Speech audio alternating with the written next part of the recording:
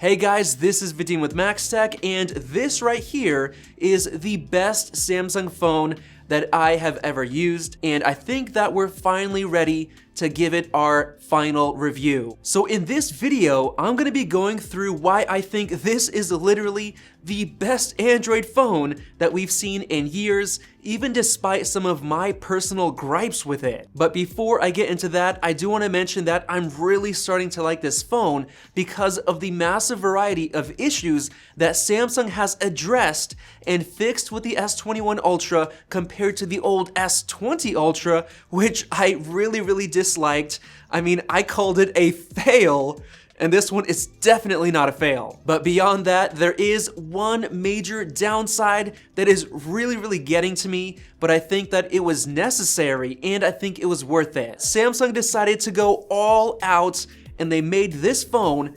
extremely thick. Look at that, it's huge. The camera bump is also massive, but I think that it is worth it because that's why this is such a solid phone. To me, this extra thickness is very annoying, especially coming from my iPhone. But if you take a look at all of the things that the extra thickness improved, it does make it really worth it, and I'm gonna get into that as this review goes on. But before that, I wanna start off with the design, and I think that it's almost perfect. The frame looks beautiful, it's nice and thin, this phone is very solid, the glass, everything is really nice on the S21 Ultra. The one thing I really dislike is this color. This silver color is horrible. It makes it look so cheap.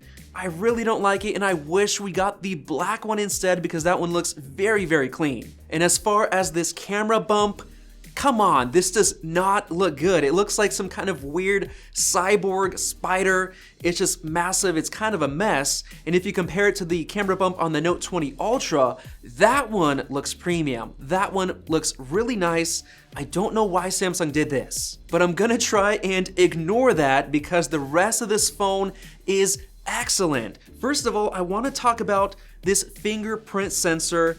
This is amazing. It has much larger surface area, so it becomes extremely reliable. I used to hate all of the other Samsung fingerprint sensors because you had to have your thumb in the perfect spot, and it also had issues with reliability and it wasn't that fast. This one is improved in basically every single way, and it's just so easy to use. So because of that new fingerprint sensor from Qualcomm being so good, I think that under-display fingerprint sensors are gonna be huge in the future, and there are some rumors that the next iPhone is actually gonna get the same sensor because of how good it is. Now, one thing I really love about the S21 Ultra are the super thin bezels. These bezels are excellent, and they totally kill even the iPhone 12 Pro Max, which got shrunk down bezels, but still, these are so much thinner, and Samsung keeps doing a great job with their displays. And of course, I really love the hole punch camera because it's so subtle. Sometimes you don't even see it, you kind of ignore it,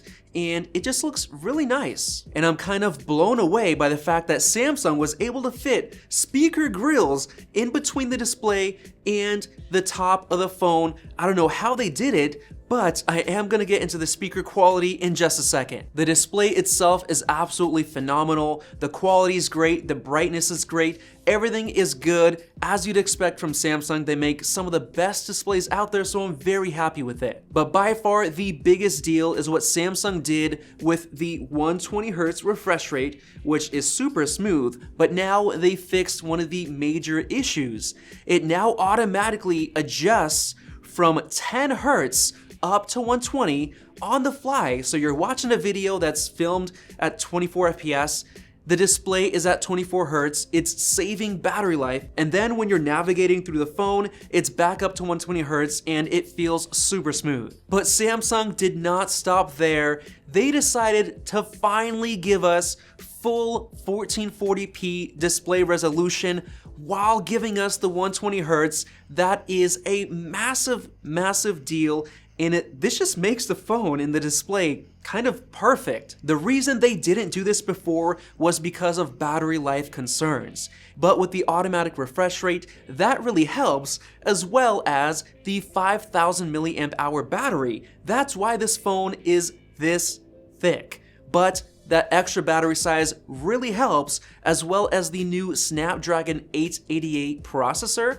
that new chip that is now based on a 5nm architecture, so it's super efficient as well, and as far as the battery life, it has been great. I was playing some games like Call of Duty Mobile and Genshin Impact, and the battery life was awesome. It actually beat out the iPhone 12 Pro Max by about 3%, so it was really good in that aspect, and I was very surprised. Now, in terms of the performance, there's not that big of a jump compared to the previous chip, but what really matters is the real world performance. While playing Genshin Impact, I was getting awesome performance, and the main thing was that the display did not dim. The chip was able to cool itself down while the iPhone's display dimmed, even though it has a much more powerful processor.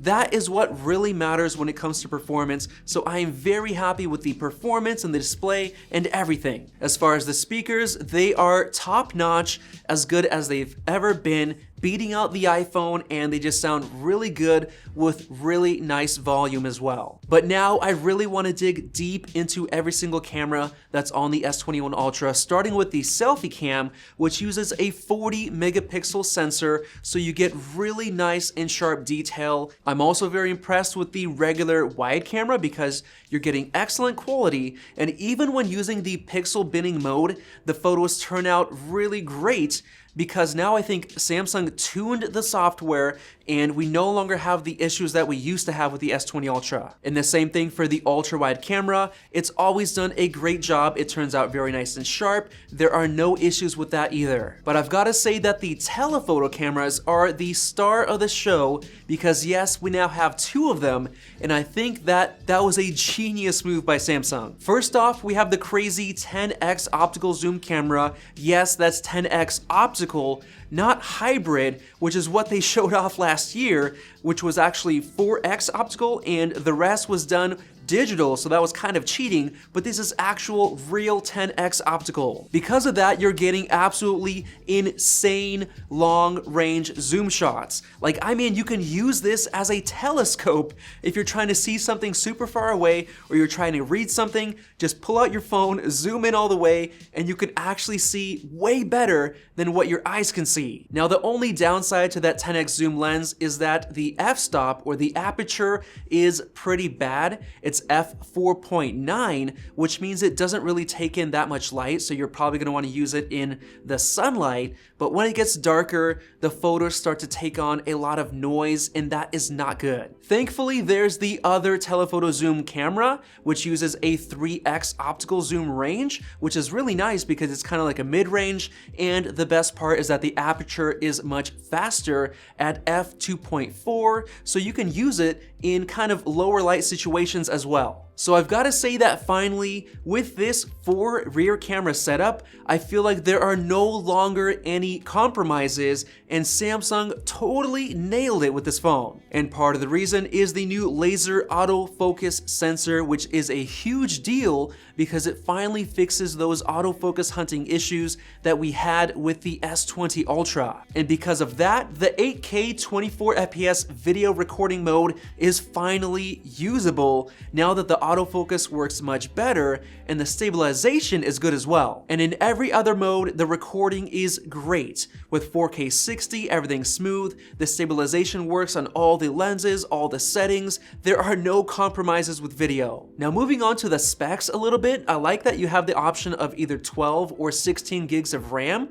because that is just the sweet spot for RAM, and as I've been using this phone, I have not been noticing any apps crashing, so it's just enough. And as for the general specs, they are next level on the S21 Ultra. You have Bluetooth 5.2, and you have the latest and groundbreaking Wi-Fi 6E, which is a big deal. Those are specs that the current iPhones do not have, including things like the super fast charging, which the iPhones are limited to like 20 watts. And on top of that, you also have new technologies like the ultra wideband chip, and of course this is the first S series phone to get S Pen support, which is a big deal for those people who used to have to buy the Note if they wanted to use the S Pen. You no longer have to with this phone. Basically what I'm trying to say is that throughout my experience with this phone, I've realized that this is basically foolproof. There are no compromises. Everything is fixed and perfected.